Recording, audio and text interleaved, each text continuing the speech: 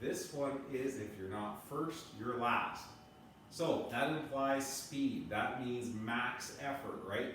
Because if you're not first, you're last. So with this workout, what we're looking to do is we're really looking to spike heart rates. So it starts out with a 200-meter run. If you've got a treadmill, great, use that treadmill for that 200-meter run.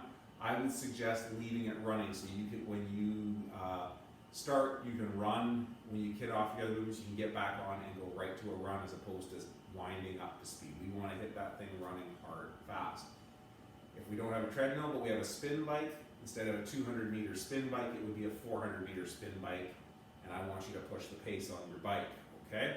So that would be our options. For if you don't have one of those cardio implements there handy, piece of cake, we're going to do 30 seconds of high knees. So you'll have your clock running anyways, you'll look over at that clock, and you'll be here, and you'll be running high knees for 30 seconds, okay? That's going to spike your heart rate just like you were running. 30 seconds, probably not a lot of you are running 200 meters in 30 seconds, but with those high knees, it's going to be much worse. So, once we're done that, we get to our dumbbells. Our first movement is 15 double dumbbell power cleans. So the power cleans, we're here to the ground, right? Keeping a nice neutral spine.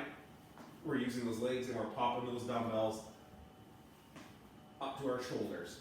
I'm not going to make you go both heads on the ground because I really think that puts your back in a bad position with those. Okay, you could go in between your legs if you want. Tall chest looking ahead, right? And as we pop up and once those hips extend, that's what's driving those dumbbells to our shoulders. I'm fine with them staying outside your legs as well. Use those legs, right? Here to our shoulders for 15 reps.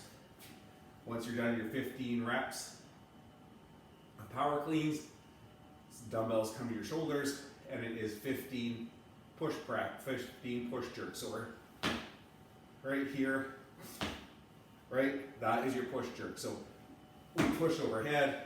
There. Biggest thing is once those hips extend on the way up, when we jump, that's when those dumbbells get going, and we catch them almost in a little bit of a squat, and then push them out at the end.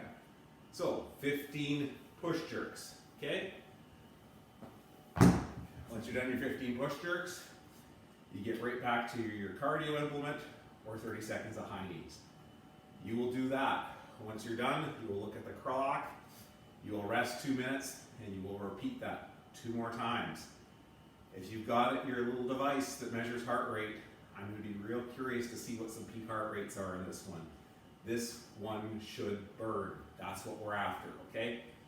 Biggest piece I can give you there, before you go back to your second run, make sure you're breathing when you're doing those push jerks overhead. All too often, once we get pushing those dumbbells overhead, a person inadvertently quits breathing. And that's not what you want to do before you go into a 30-second run, okay? So, and if you have to stop with your high knees, you still got to accumulate full 30 seconds, not just 30 seconds, go for 10, stop, and then you see 5 seconds left of that 30 and just do that. No, we want 30 seconds of high knees, okay? So your score is your total working time less your 4 minutes of rest time in that. Push hard. I know you got this. Just light your hair on fire and go.